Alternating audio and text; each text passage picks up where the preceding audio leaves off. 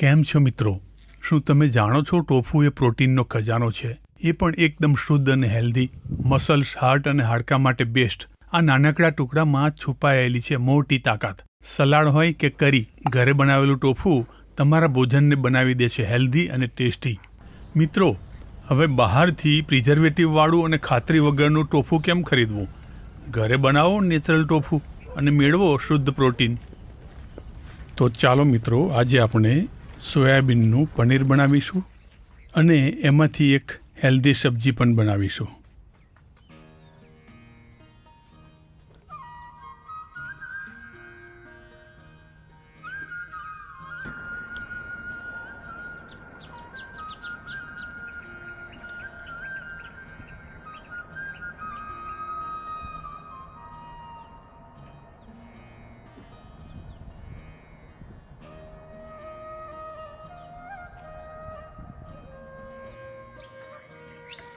સોય પનીર માટે સોયાબીનને આપણે આખી રાત પલાળી રાખ્યા છે. એને મસળીને ધોઈ લઈશું, એની છાલ કાઢી લઈએ. નમસ્તે મિત્રો, આજે આપણે વાત કરીશું એવી એક વસ્તુ વિશે જે આપણા શરીરને પ્રોટીનનો ખજાનો આપે છે. એ છે ટોફુ. ટોફુ એ સોયાબીનમાંથી બને છે અને એમાંથી સંપૂર્ણ પ્રોટીન મળે છે, એટલે કે બધા જ આવશ્યક એમિનો એસિડ્સ. એટલે જ આ ખાસ કરીને શાકાહારી અને વેગન માટે બહુ ઉપયોગી છે. મિત્રો, 250 ગ્રામ સૂકા સોયાબીનમાંથી લગભગ 350 ગ્રામ જેટલું પનીર બને છે.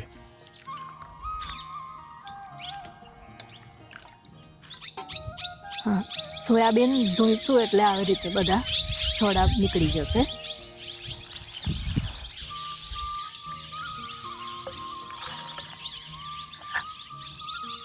સોયાબીનને આપણે થોડું થોડું જળ ઉમેરીને પીસી લઈએ. આપણા શરીરમાં હાડકાં અને પાણી બે સિવાયનું બધું જ પ્રોટીનમાંથી, એટલે કે આ 22 એમાઇનો એસિડમાંથી બને છે. તો ડેઇલી પ્રોટીન ખાવું એટલા માટે જરૂરી છે. આમ તો પ્રોટીન ગ્રોથ અને મેન્ટેનન્સનું કામ કરે છે, પણ વિસ્તારમાં સમજીએ તો આ 9 એસેન્શિયલ એમાઇનો એસિડ અને 13 નોન એસેન્શિયલ એમાઇનો એસિડ એ બધા મળીને આપણા શરીરમાં cell, tissue, muscles, organs, antibody, blood, enzymes, hormone વગેરે બનાવે છે. ટોફુ ખાવાથી આપણા મસલ્સ મજબૂત બને છે, એનર્જી વધે છે અને લાંબો સમય સુધી ભૂખ નથી લાગતી. ટોફુમાં ફેટ બહુ ઓછા છે, કોલેસ્ટ્રોલ નથી, એટલે હાર્ટ માટે પણ એ બેસ્ટ છે.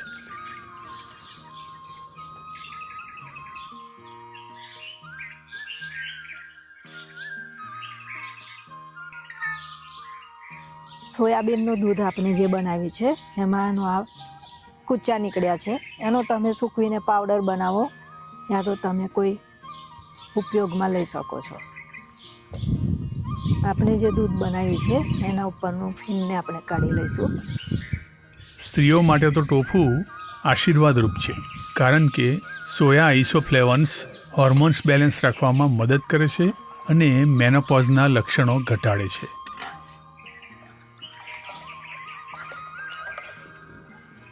આપણે દૂધનું પનીર બનાવી લઈએ. અને સૌથી સરસ વાત એ છે કે ટોફુ બહુ વર્સેટાઇલ છે. તમે તેને કરીમાં, શાકમાં, સલાડમાં કે નાસ્તામાં પણ ઉમેરી દરેક વાનગી હેલ્ધી અને સ્વાદિષ્ટ બનાવી શકો છો. અને બહુ ઓછા એવા ફૂડ છે કે જેમાં બધા જ એમાઇનો એસિડ હોય. દૂધ ઉકળી ગયું છે અને આપણે થોડી વાર ઢાંકીને મૂકી રાખીએ. ગેસ બંધ કરી દઈશું. પનીર બનાવવા માટે આપણે સોલ્યુશન બનાવી લઈએ. 1 ચમચી વિનેગર લઈશું અને તો સોયા પ્રોટીન એક એવું છે કે જેમાં બધા જ એસેન્શિયલ એમાઇનો એસિડ છે. 1 ચમચી જલ ઉમેરીએ. તો મિત્રો, હવે માર્કેટથી કેમિકલવાળા મોંઘા પ્રોડક્ટ ખરીદવાને બદલે ઘરે બનાવેલું નેચરલ ટોફુ ખાવાની શરૂઆત કરો. હેલ્થ પણ મળશે અને ટેસ્ટ પણ મળશે. મિત્રો, આમ તો કયા રોગમાં પ્રોટીન કામ નથી લાગતું એ કહેવું મુશ્કેલ છે, પરંતુ હું તમને 10 એવી હેલ્થ ચેલેન્જીસ કહું કે જેમાં પ્રોટીનનો અગત્યનો રોલ છે. 1. નબળાઈ અને થાક. પ્રોટીન શરીરને ઉર્જા આપે છે અને માંસપેશીઓને મજબૂત રાખે છે, જેથી થાક ઓછો લાગે છે. આપણે થોડું થોડું સોલ્યુશન રેડી અને દૂધને ફાડી લઈએ. 2. વજન ઓછું કરવું. પ્રોટીન તૃપ્તિ વધારે છે, એનાથી ભૂખ ઓછી થાય છે, તેથી વજન ઘટાડવામાં મદદ કરે છે. મસલ્સ કમજોરી. વ્યાયામ પછી પ્રોટીન માંસપેશીઓની મરામત એટલે કે રિપેરિંગ કરે છે અને ગ્રોથ પણ કરે છે. વાળ ખરવા. વાળનું મૂળ કેરાટીન પ્રોટીનથી બનેલું છે. પૂરતું પ્રોટીન લો તો વાળ મજબૂત રાખે છે અને વાળ ખરવા ઓછા થાય છે. હાડકાં નબળા પડવા. ઓસ્ટિયોપોરોસિસ. કેલ્શિયમ સાથે પ્રોટીન હાડકાં મજબૂત બનાવે છે અને તૂટવાથી બચાવે છે. ઇમ્યુનિટી ઓછી થવી. પ્રોટીન એન્ટીબોડીઝ બનાવે છે, તેથી પ્રોટીન રોગપ્રતિકારક શક્તિ વધારવામાં મહત્ત્વની ભૂમિકા ભજવે છે. ડાયાબિટીસ. પ્રોટીન બ્લડ શુગરને સ્ટેબલ રાખવામાં મદદ કરે છે અને ઇન્સ્યુલિન સેન્સિટિવિટી સુધારે છે. મતલબ, જો તમે સુગર વધારે ખાતા હોવ અને પ્રોટીન ખાઓ નહીં તો તમારા શરીરમાં સુગર લેવલ વધે. જખમ ભરવામાં. પ્રોટીન નવા સેલ અને નવા ટિશ્યુ બનાવવામાં મદદ કરે છે, જેથી ઘા એટલે કે જખમ ઝડપથી સાજા થાય છે. હોર્મોનલ અસંતુલન. ઘણા હોર્મોન્સ પ્રોટીન આધારિત છે. પૂરતું પ્રોટીન લેવાથી હોર્મોન્સનું બેલેન્સ જળવાઈ રહે છે. અને 10મું છે બાળકોની વૃદ્ધિ અટકવી. બાળકોના વિકાસ માટે પ્રોટીન અત્યંત જરૂરી છે. તે હાડકાં, માંસપેશીઓ અને બ્રેઇન ડેવલપમેન્ટમાં મદદ કરે છે.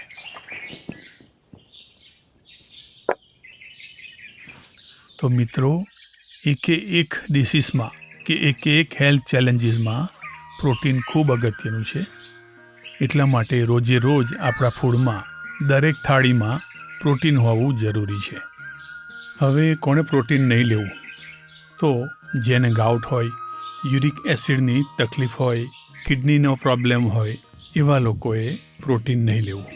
અને બાકીના લોકોએ પ્રોટીન લેવું પણ સાથે એક્સરસાઇઝ કરવી. પ્રોટીનને ડાયજેસ્ટ કરવા માટે એક્સરસાઇઝ જરૂરી છે. હવે આ જે એસેન્શિયલ અને નોન એસેન્શિયલ એમાઇનો એસિડની વાત કરી, એને મારે ઇઝીલી તમને સમજાવવું હોય તો ઇંગ્લિશના આલ્ફાબેટમાં AEIO અને U એને તમે સમજી લો એ એસેન્શિયલ એમાઇનો એસિડ છે. તો હવે વિચારો કે જેવી રીતે કોઈ બી સ્પેલિંગ બનાવવા માટે AEIOU કમ્પલસરી જોઈએ જ, એ જ રીતે આ 9 એસેન્શિયલ એમાઇનો એસિડ છે એ એટલા જ જરૂરી છે. 9 એમાઇનો એસિડ અને બીજા 13 નોન એસેન્શિયલ એમાઇનો એસિડ, એ બધા મળીને અલગ અલગ કોમ્બિનેશનો બનાવે છે, જે આપણા શરીરમાં સેલ બનાવે, હોર્મોન્સ બનાવે, વગેરે બનાવે છે.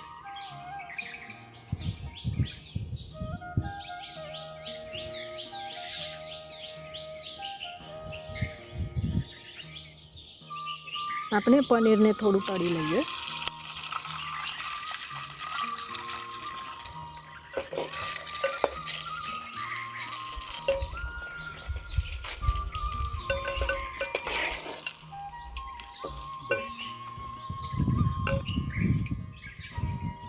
પનીરમાં થોડું મીઠું ભભરાય છે.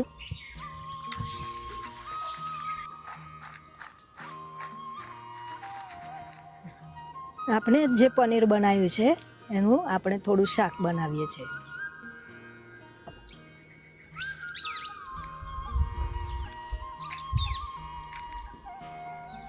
એક ચમચી જીરું ઉમેરીશું.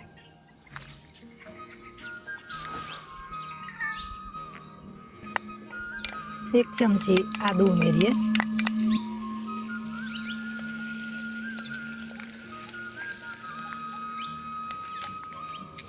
હળદર ઉમેરીશું.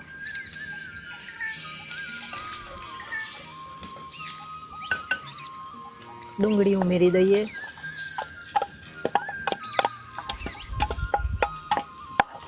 આપણે થોડી ડુંગળીને ચોપ કરી છે, થોડી મોટી મોટી ઉમેરી છે.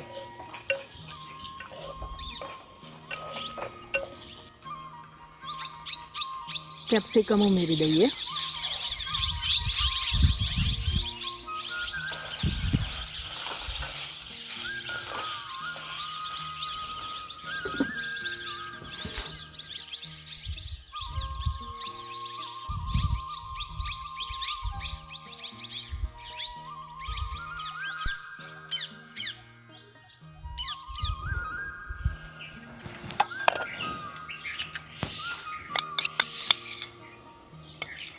સ્વાદ મુજબ આપણે મીઠું ઉમેરીએ, થોડો સંચર પાવડર ઉમેરીશું, 1 ચમચી લાલ મરચું ઉમેરીશું,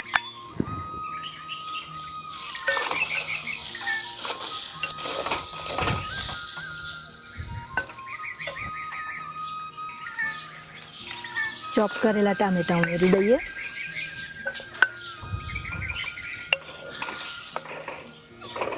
આપણે 1 કપ જેટલી જળ ઉમેરીશું,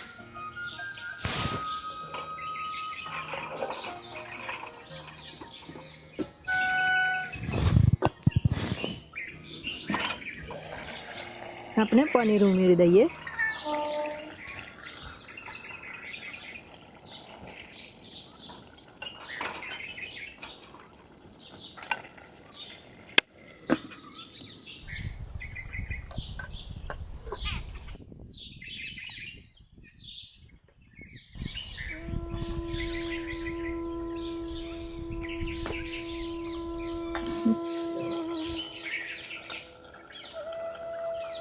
આપણે ચપટી જેટલા મરી ઉમેરીએ, 1 ચમચી પનીર મસાલો ઉમેરીશું,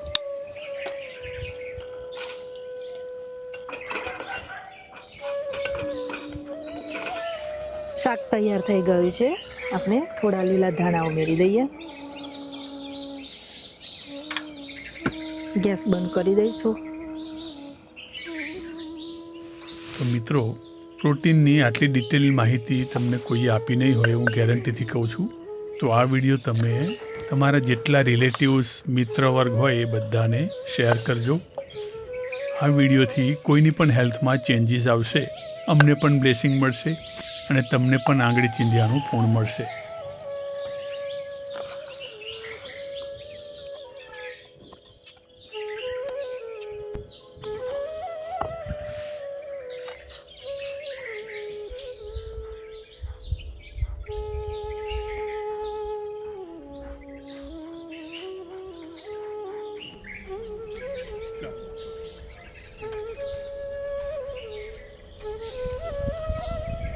તો આપ સૌ હવે ઘરે તોફું બનાવીને ખાઓ અને તંદુરસ્ત રહો.